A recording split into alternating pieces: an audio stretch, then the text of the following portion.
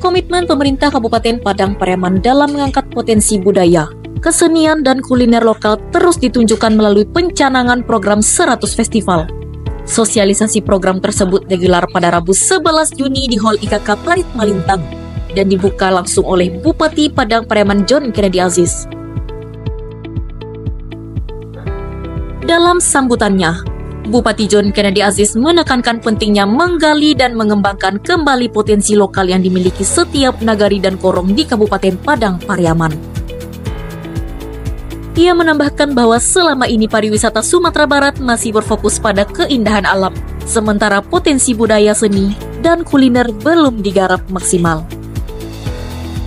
Lebih lanjut, JKA membeberkan menurut data dari General Manager Angkasa Pura II, di BIM setiap hari ada 6.500 hingga 7.000 penumpang mendarat dan 35% diantaranya datang untuk berwisata, bahkan 10% merupakan wisatawan mancanegara.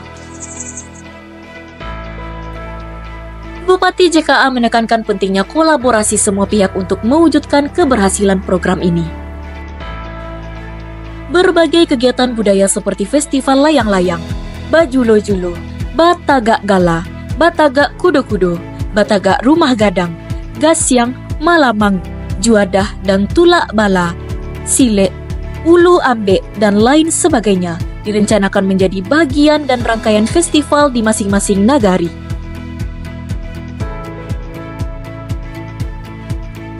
Kepala Dinas Pemberdayaan Masyarakat dan Desa, Henry Satria, selaku panitia pelaksana, menyampaikan bahwa tujuan kegiatan ini adalah membangkitkan semangat dan partisipasi masyarakat dalam melestarikan nilai-nilai budaya nagari serta mengembangkan ekonomi kreatif berbasis lokal, menumbuhkan citra dan daya tarik nagari, serta menggali potensi kesenian dan budaya yang ada di nagari.